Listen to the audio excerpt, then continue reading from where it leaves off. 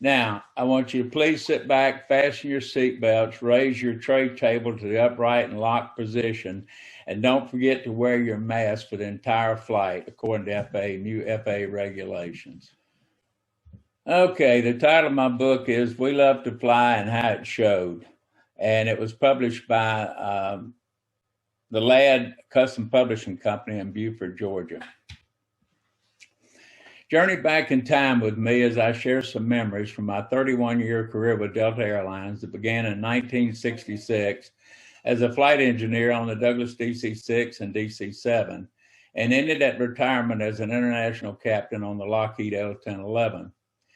You will hear some little-known stories about the company as it grew to become one of the world's largest airlines, and you will see how the family spirit was an important part of the Delta culture. My presentation begins with a short video I call Somewhere in Time. It highlights some of the milestones achieved by one of the longest continually operating airline companies in the world. The video starts with the founding of a small crop dusting company and traces its progression of growth and mergers to become a global giant in the airline industry.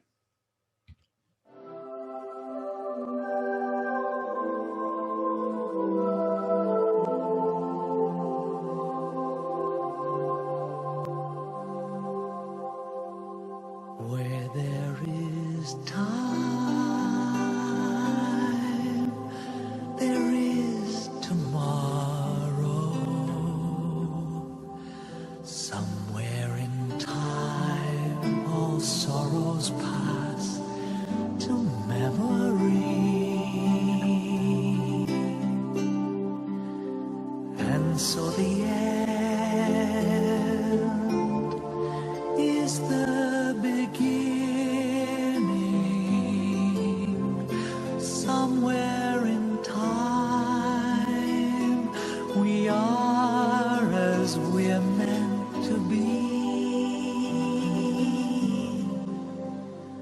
Where there is time,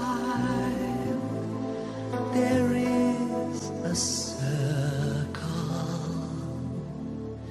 Somewhere in time, the circle yearns to be complete. Though you may feel this is illusion, somewhere in time, I know we're certain to meet. Somewhere in time, love is forever. A love that's here, a love that's now, to last for all time. Somehow I know this moment's waiting somewhere in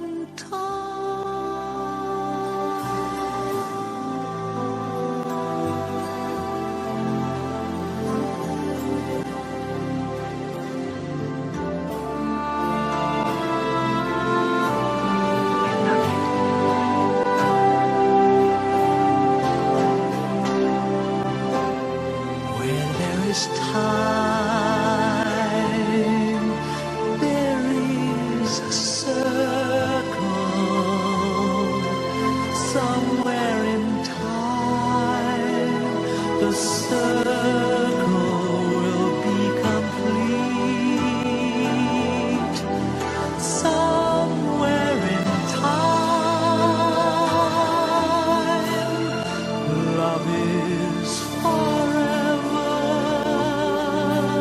A love that's here, a love that's now, to last for all time. Somehow I know this moment's waiting somewhere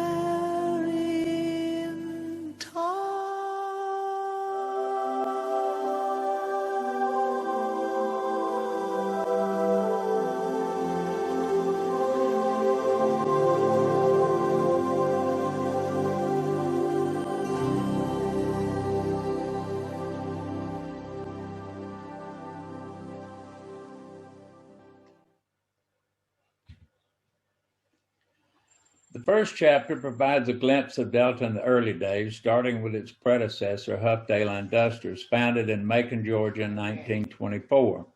It includes a story of a lady that I refer to as the amazing Miss Fitz.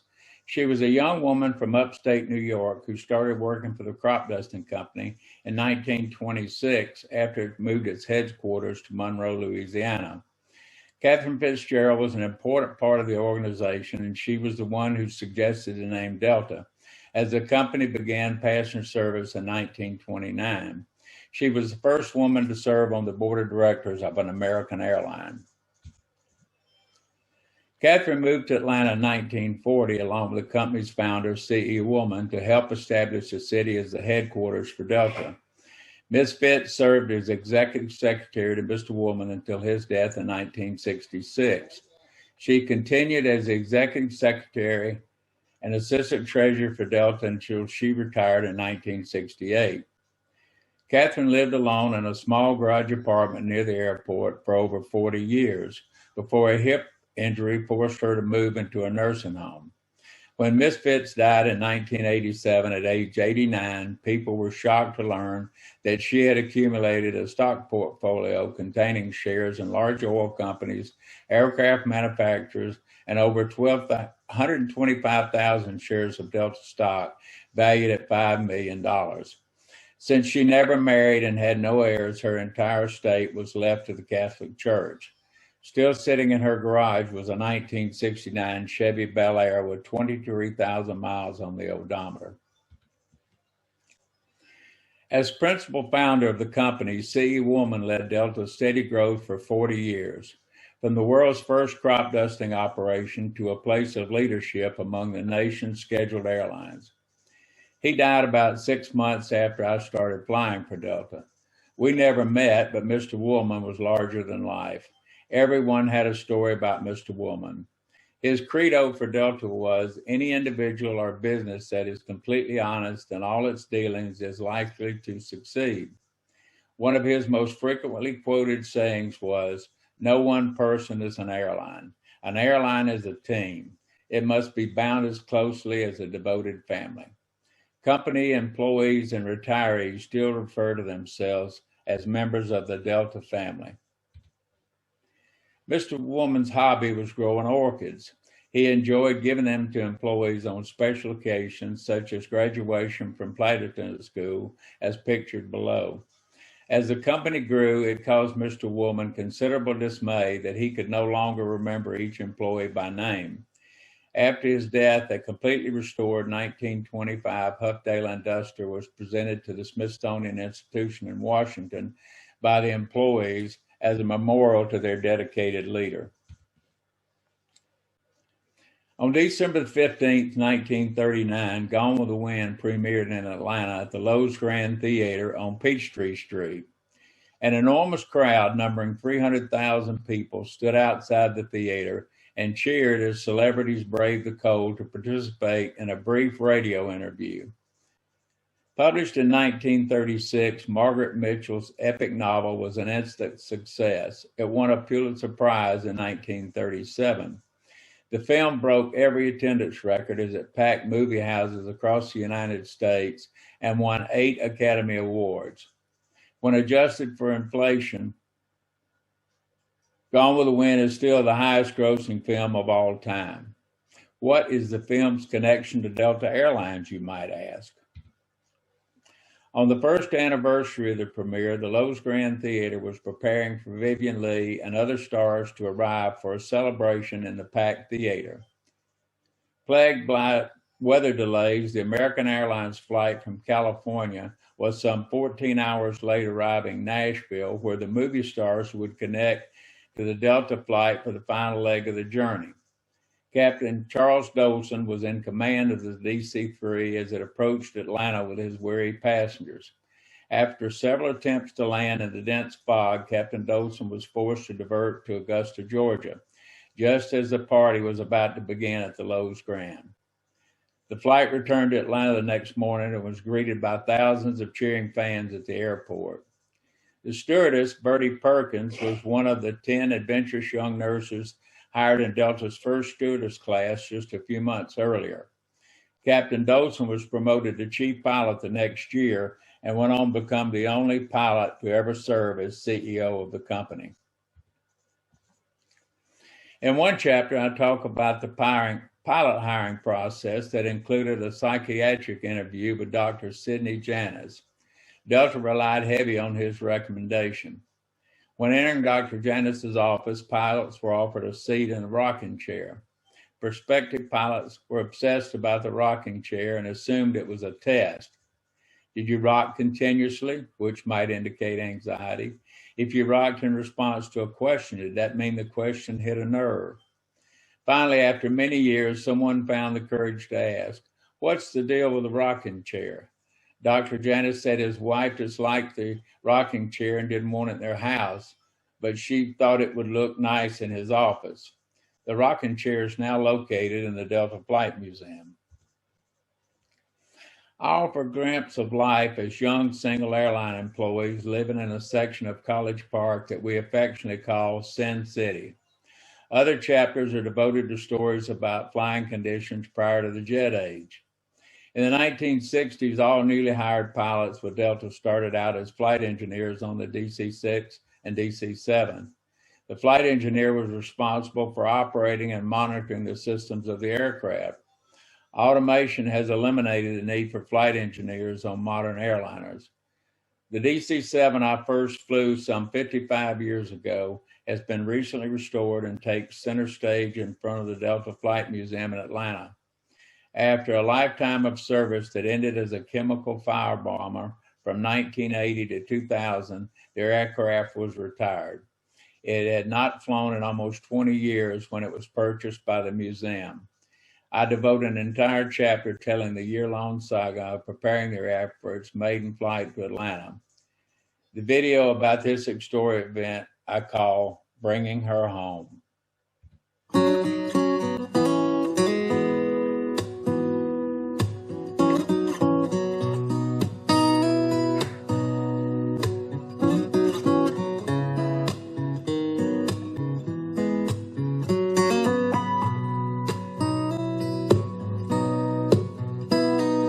Grandpa,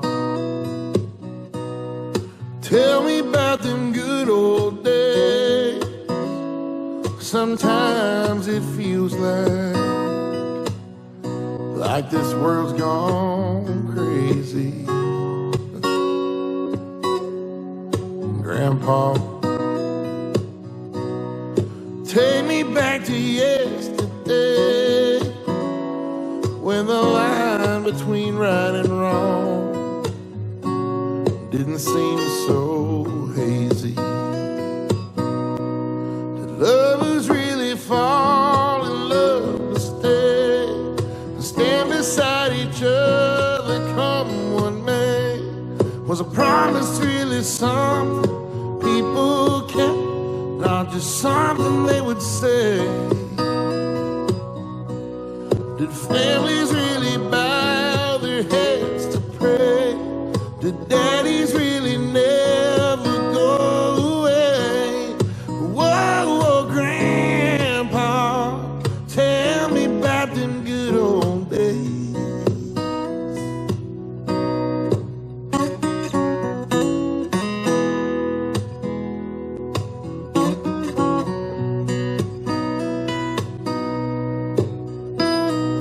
Grandpa,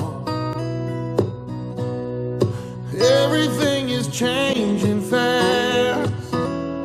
Oh, we call it progress, but I just don't know.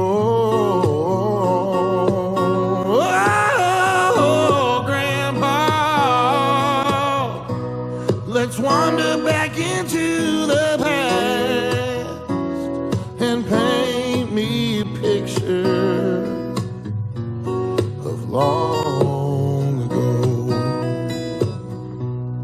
Did lovers really fall in love to stay and stand beside each other come what may? Was a promise really something people kept, not just something they would say and then forget? Families really bow their heads to pray. The daddies really never go away. Whoa, whoa, Grandpa, tell me about them good old days. Whoa, whoa, Grandpa, tell me about them good old days.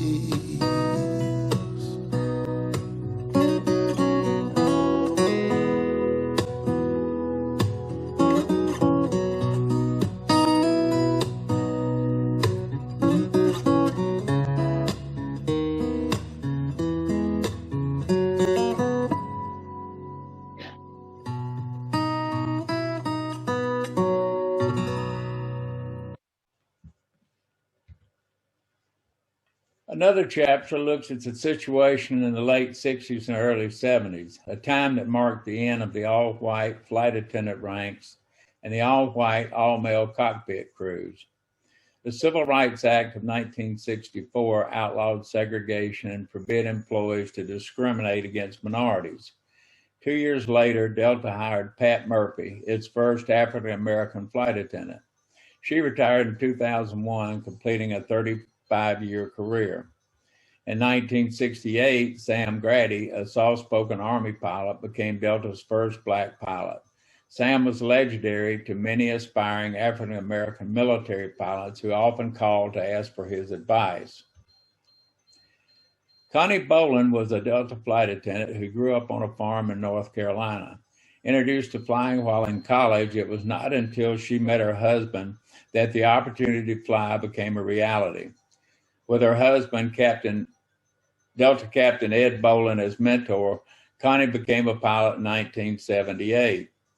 Delta had a strict nepotism policy at the time, so it was necessary that Ed retire for Connie to realize her dream. She retired in 2004 as a Boeing 767 captain. Connie and Ed flew their P-51 Mustang aircraft in many air shows around the country. They were both inducted into the Georgia Aviation Hall of Fame in 2009. I was promoted to captain on the Douglas DC-9 in 1976. One of my newly hired co-pilots had started his career with Delta as a mechanic in 1968. Cal Flanagan had dreamed of flying ever since he was a boy growing up in Conyers, Georgia. He was drafted into the Army in 1969 for 2 years.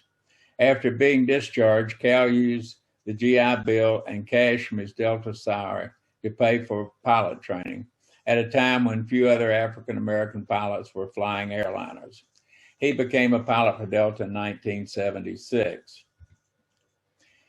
After 45 years of service, including 37 years as a pilot, Cal retired in 2013 at age 65, the mandatory retirement age for airline pilots. It is unlikely that Cal Flanagan's long tenure and attendance record would ever be replicated.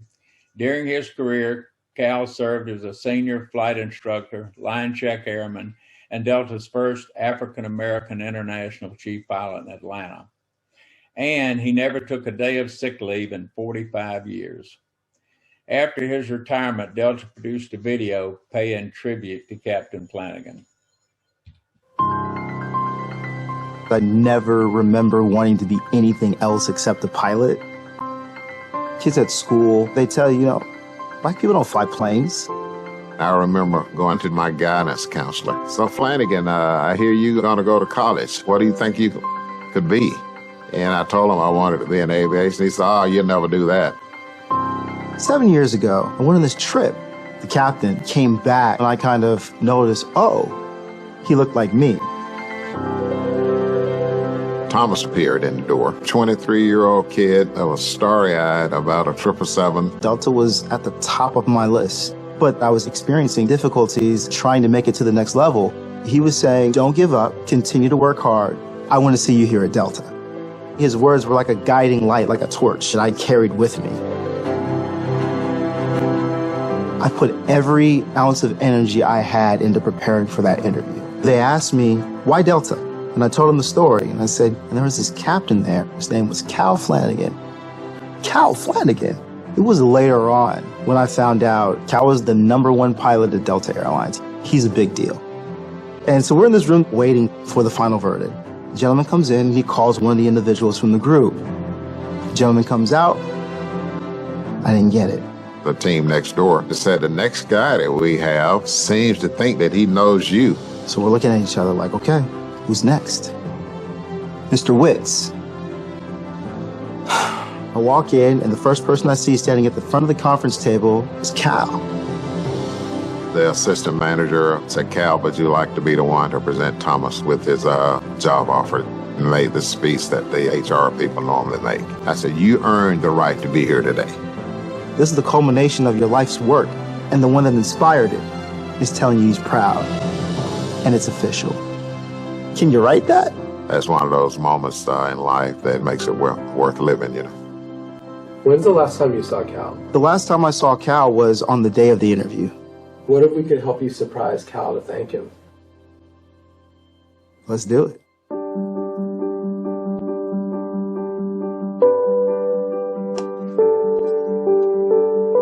Cal could never know how much his words impacted me and guided those difficult years of my career.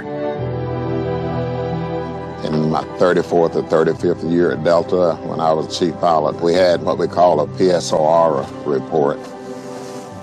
Hey, how's it going? How you doing, Thomas? Spectacular. Good to see you. Got to get a bathroom here. Surprise of the day. Hopefully, we can inspire a lot more Thomases today. I agree. It's imperative that we have role models, because once you've seen it done, you know you can do it. It's all about giving back. This is a continuing thing. I hear that we have a future aviator on board today. Heard that too. There's Nadia. I just want to let you know, if you really want to be a pilot, you can do it.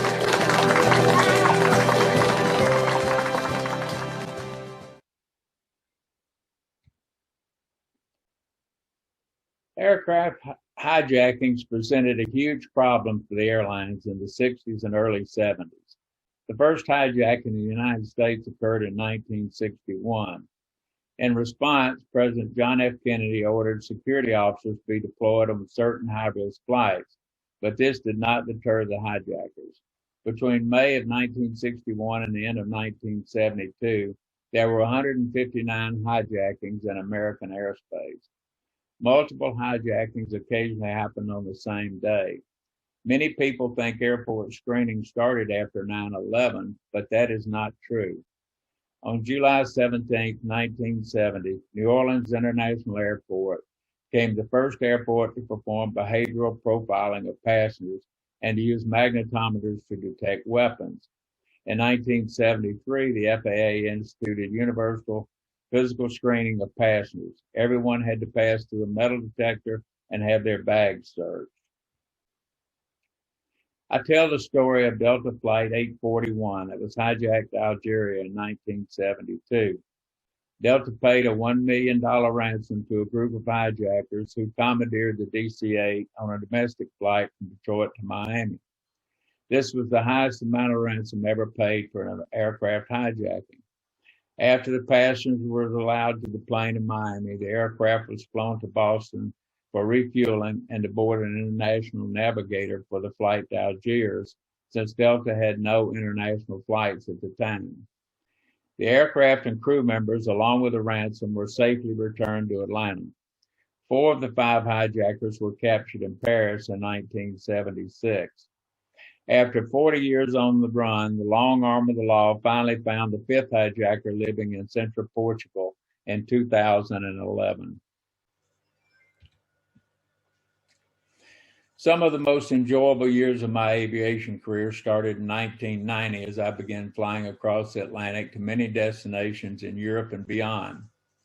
After Delta won a bidding war in 1991 to purchase the assets of Pan Am, it operated a major European hub with 132 weekly flights out of Frankfurt, Germany. Each morning, a caravan of 50 passenger buses would transport crew members to the Mainz Hilton Hotel on the west bank of the Rhine River, where we occupied many of the 430 rooms each night. We became friends with many of the restaurateurs in town we considered our home away from home.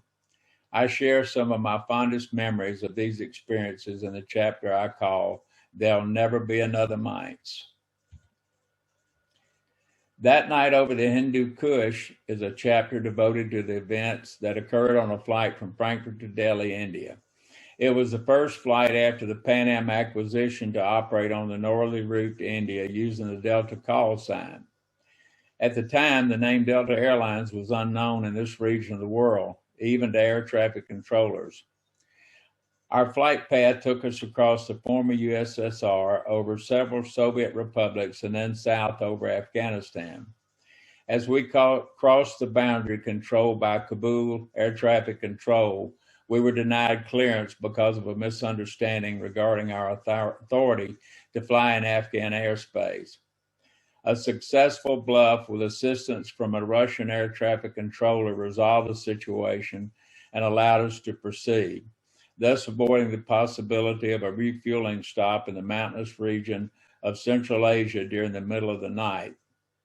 As we approached Delhi around 3 a.m., the flight attendants confirmed the passengers were all asleep and unaware that we had spent time circling over Uzbekistan while negotiating for a clearance. I made an announcement thanking everyone for flying on Delta and apologized for our delayed arrival due to stronger than forecasted headwinds. Another memorable flight was my first time landing in Moscow at the Sheremetyevo International Airport in December of 1991. It was like flying in a time warp. Originally built between 1953 and 1957 as a military air base for the Soviet Air Force, the airport was converted for civilian use in 1959. It was later renamed Sheremetyevo Alexander S. Pushkin International Airport in tribute to the Russian poet. As I taxied to the terminal, it was amazing to see the number of old airplanes, many with missing tires or engines, that littered the tarmac.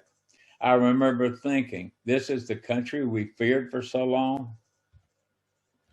I devoted an entire chapter to some of my adventures laying over in Moscow, just before the collapse of the USSR. The pending economic crisis was causing panic among the population, who were stuck with their increasingly worthless rubles. Vendors along Arbat Street were eager to accept American greenbacks, but transactions in foreign currency were illegal. I successfully negotiated for some beautiful scarves in exchange for a few US dollars, only to look back as I walked away to see the merchant being arrested. Prior to our departure the next day, I noticed 2 security guards stationed at each of the aircraft cargo doors and one at the nose wheel. Out of curiosity, I went down and talked to the guard stationed at the front of the aircraft. He explained that his job was to watch the other guards.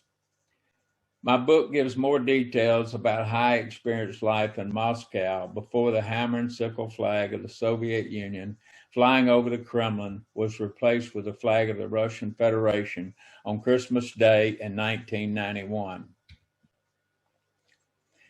The last chapter in my book describes some of the unpredictable events that have caused financial harm to the airlines over the years and compares those events to the current pandemic situation. If Delta survives this, it will emerge as a much smaller airline, CFO Paul Jacobson told employees during an internal webinar on Thursday, March 19, 2020. The expectation is that recovery and demand will be slow at first. Delta CEO Ed Bastian reported that 17,000 of the carrier's 91,000 active employees had taken an involuntary unpaid leave. In December, 17,000 employees agreed to an early retirement package. During an economic downturn in 1982, Delta employees voluntarily purchased a new $30 million Boeing 767 for the company. I believe the Delta spirit that created the initiative to purchase this airplane is still alive and will help Delta survive the current situation. The Boeing 767 purchased by the employees now sits proudly on display in the Delta Flight Museum in Atlanta. And now for a short commercial break. People at Delta Airlines love to fly. Hi, Where are we going today? I'm going to Grandma's house. We better give you a grandma's tap. There's a difference when you're flying with someone who's really trying, someone who shows how much they care, I know a shortcut. Let's go that someone who makes it look so easy. Excuse me, can you problem? Someone who's really glad you're We're not going to go anywhere without it. We love to fly and the feeling grows. We love to fly and it shows. A smile, a tone of voice, the ability to do it, and a willingness to try. When you love to fly, it shows. We love to fly and the feeling grows. That's my new friend. Love to fly and it shows. In conclusion, as I wrap up my presentation, I would like to read you my favorite quote by Mark Twain. Travel is fatal to prejudice, bigotry, and narrow-mindedness, and many of our people need it solely on these accounts. Broad, wholesome, charitable views of men and things cannot be acquired by vegetating in one little corner of the earth all one's lifetime.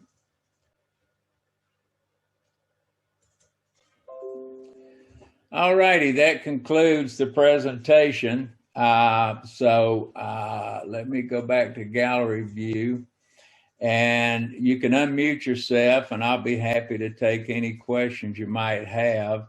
It's getting a little cold out here in the parking lot, so I'm going to go into the cockpit here to answer your questions. So fire away. You'll have to unmute yourself first. How many years did you fly? 31 years, 1966 to 1997. Oh, boy. When did Delta move to Atlanta, have its headquarters in Atlanta? 1940. Okay. And not many people know it started in Macon, Georgia. Most people, you know, because it's so much history in Monroe, Louisiana, but it actually started in Macon, Georgia. It was only there for about a year when they moved to Macon. But Ron, I was thinking about the rocking chair in the psychiatrist's office, and then how when you're at home doing Zoom for us, you're rocking and you're rocking. So I just wondered if there were any connection.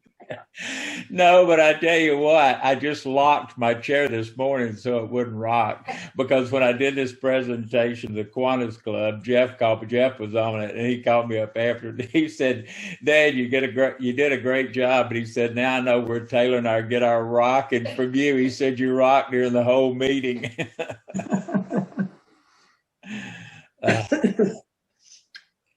One thing I think you might find interesting, this is the cockpit of the DC-7. And you'll notice over my shoulder is that, let me see if I can point to it, that fold-down jump seat. The airplane was actually designed for 2 pilots.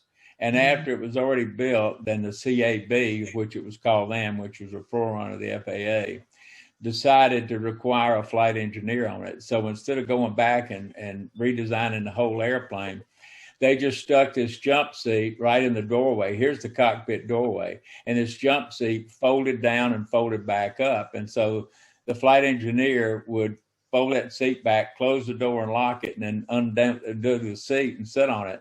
And half the controls that you were supposed to be responsible for manipulating, you could not reach by sitting on that jump seat with your seatbelt fastened. So you'd have to fasten your seatbelt and stand up to actually maneuver some of the controls, which was nuts.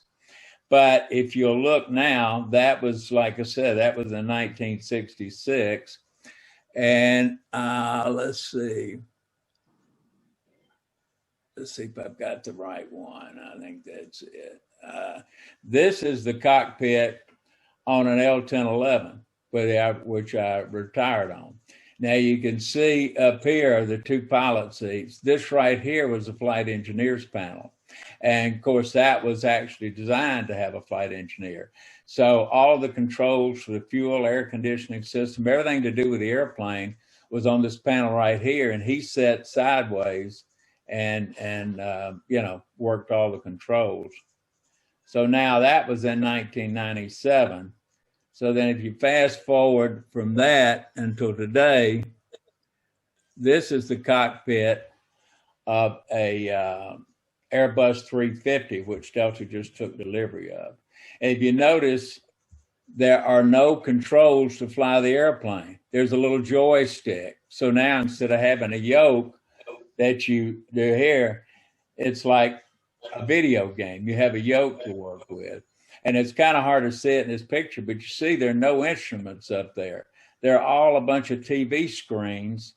Even the engine instruments are just pictures on a TV screen. There's no actual instrument with needles. So quite a change from the DC-7 to the A350. So, Ron, do you have a most memorable flight? I had many of them, but some of the most memorable times I ever had, like I said, was definitely flying international. But I knew for a year before I retired that I was going to be going early. And so for the last year and a half or 2 years before I flied, I purposely would bid holidays to be out of town, because some of the layovers, like over Christmas and whatnot, were, you know, 2 and 3 day layovers. So the kids were all grown. And so I would bid these trips and Carol would go with me. And we had some, I detail a lot of this in the book, but we had some great Christmases in Barcelona and in Frankfurt. We had one Thanksgiving in Dublin that I write about, but that was definitely some of the most enjoyable times. Ronnie, I tell the story, and one of the things on my retirement flight, Carol was with me, and we got to hand pick all of the crew members, even the flight attendants. So, and Carol went with me, and Jeff and all the grandkids. And so I tell the story when we got back to the airport and all.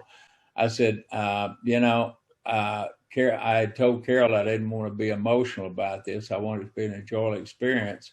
And I said, we got up that morning and she was standing there crying her eyes out as we left the hotel room. And I said, Carol, I told you I didn't want this to be emotional. Why are you crying?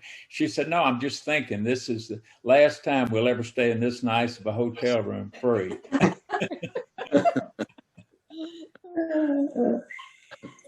Ron, is it my imagination, or was there a time when you could not fly if you wore glasses? You know what? I think maybe there was. Later on, it changed, and as long as you corrected back to 2020. But yeah, I mean, over the years, like for a flight attendant, I mean, when Carol started flying, you know, you had to be between 5'2", 5'6". There was weight limits. You had to be between a certain weight. There were a lot of restrictions. Couldn't be married.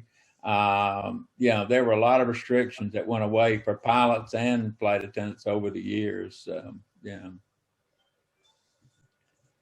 But, you know, I was telling Jim this morning, you know, like all of us, whether you were a doctor, lawyer, or whatever, you know, I had a great career and I loved every minute of it. But I'll tell you what, when I look at it in the rearview mirror, it's even more special. I don't think any of us really appreciated or knew how much we enjoyed what we were doing. And until now, we look at it in the rearview mirror. And I, like I said, I have loved putting this together and writing this book, because it's almost like I'm reading about something that happened to somebody else. It's so unreal to me. But Ron, did you ever have a flight where you really were frightened that something was going to happen? Well, the one I talk about, going down to India, you know, let me go back first and say that, you know, pilots are trained to handle cargo fires, engines out, almost everything in the world. You know, we practice those things every 6 months in the simulator. So things that we are trained to deal with don't, I mean, a lot of people think, well, you know, you got an engine out, that's a big deal. But, you know, you're trained to do it. But the worst thing that a pilot hates is the unexpected. You know, something that you're not trained to do. It's like Sully landing in the Hudson and stuff like that.